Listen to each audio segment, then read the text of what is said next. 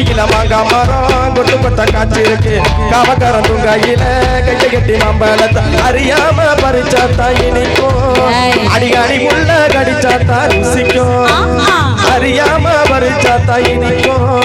அடியாடி உள்ள கடிச்சாத்தா ருசிக்கும்